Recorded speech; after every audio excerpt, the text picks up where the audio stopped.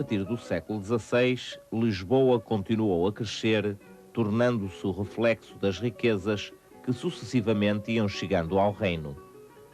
Ela foi a Lisboa da Pimenta, depois a Lisboa do Açúcar e, com Dom João V, a Lisboa do Ouro.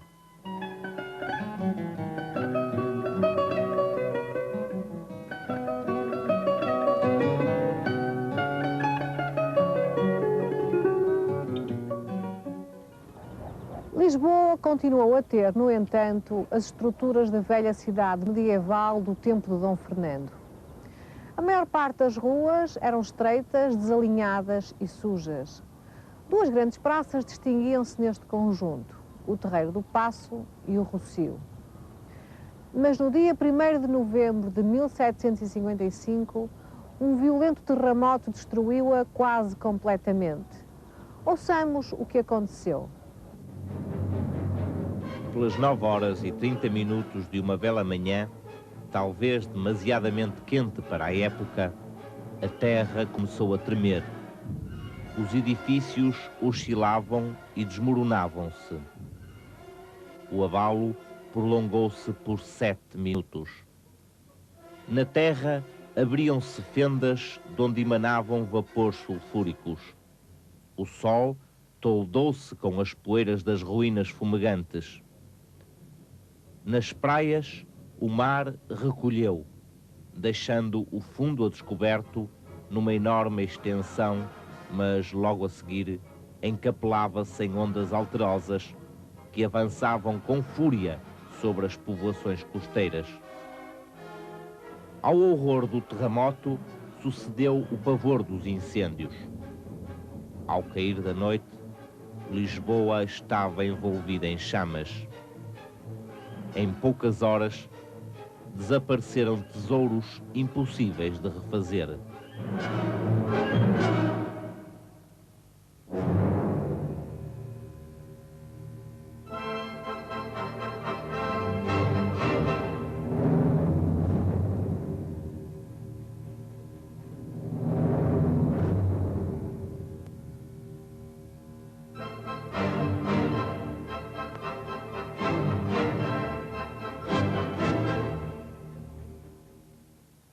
A extensão desta tragédia exigia a tomada de medidas rápidas e eficientes. Foi o primeiro-ministro do rei Dom José I, Sebastião José de Carvalho e Melo, que imediatamente as vai pôr em prática, servindo-se para isso de todos os poderes conferidos pelo rei. Cuidar dos vivos e enterrar os mortos foi a sua primeira iniciativa. Mas havia que evitar as pilhagens, remover as ruínas e impedir a recuperação desorganizada.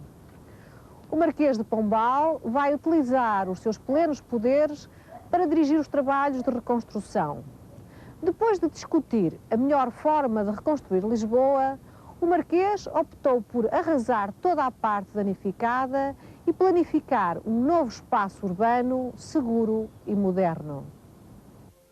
Os planos para a reconstrução da cidade vão estar a cargo de Manuel da Maia, engenheiro-mor do reino, que se rodeou de colaboradores. Eugênio dos Santos e Carlos Mardel foram os mais importantes. A nova cidade vai desenvolver-se entre dois grandes polos, o Terreiro do Paço e o Rossio. 3 ruas principais partem do Terreiro do Paço: a Áurea, a Augusta e a Bela da Rainha, hoje chamada Rua da Prata. E outras ruas secundárias cortam-nas perpendicularmente, num traçado geométrico. As ruas eram largas, com os passeios calcetados e ladeados por elegantes edifícios. Os novos prédios de habitação tinham um traçado simples e harmonioso, com belas varandas trabalhadas em ferro forjado e cuja construção obedecia já a regras de prevenção contra incêndios e sismos. Em altura, estes prédios não ultrapassavam os 2 andares. Foi implementada pela primeira vez uma rede de esgotos. A obra-prima da urbanização pombalina é sem dúvida a grande praça edificada no antigo Terreiro do Paço, concebida à maneira das grandes praças reais da Europa do seu tempo. A praça abre-se majestosamente para o rio e ao centro, afirmando o poder real, ergue-se a estátua equestre do rei Dom José.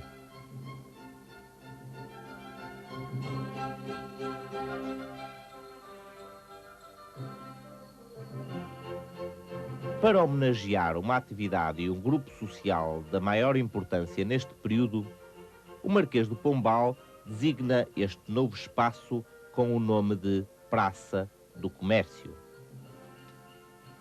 Este grupo social vai, sem dúvida, constituir um apoio precioso na política económica desenvolvida pelo Marquês de Pombal. Na verdade, para além da reconstrução de Lisboa, a ação do Marquês de Pombal vai estender-se a outras reformas. Ele tinha vivido no estrangeiro e observado as grandes transformações europeias e assim vai tentar modernizar o país e procurar aproximá-lo da Europa do seu tempo. De facto, Portugal atravessava nessa altura graves problemas económicos, motivados pela redução das vindas do ouro, pela decadência da agricultura do reino, pelo abandono dos campos e ainda pelo atraso das atividades industriais. O Marquês de Pombal irá então aplicar diversas medidas para resolver a crise das atividades económicas.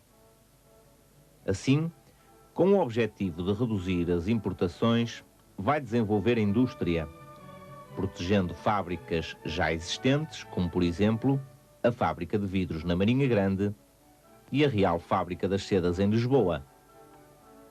Criou ainda outras em vários pontos do país.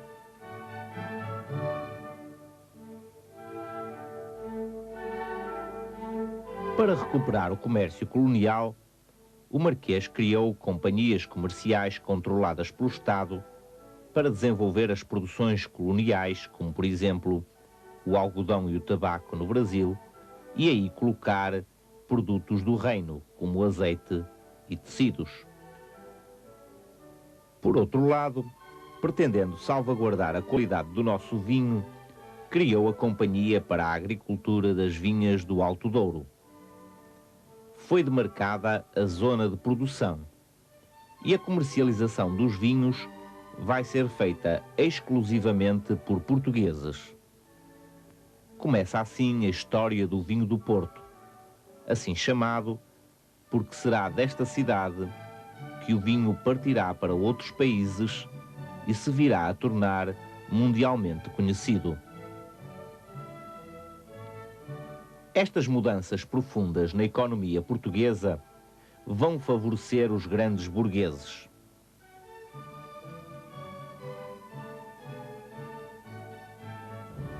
As reformas pombalinas estendem-se também ao ensino. Pombal tentou modernizá-lo aplicando as propostas dos homens mais cultos da sua época. Além de aumentar o número de escolas onde se ensinava a ler, a escrever e a contar, criou, por exemplo, a aula do comércio para formar técnicos competentes. O ensino na universidade foi profundamente alterado, como se pode concluir da leitura deste documento de 1772. Para que as lições de física se façam com aproveitamento, devem os estudantes ver executar as experiências e adquirir o hábito de as fazer com habilidade. Haverá, por isso, uma coleção de máquinas, aparelhos e instrumentos necessários para esse fim no Laboratório de Física desta Universidade de Coimbra.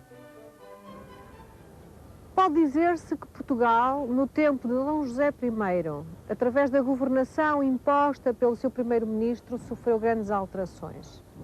Mas será sem dúvida a urbanização da cidade de Lisboa que o nome do Marquês de Pombal irá ficar ligado para sempre.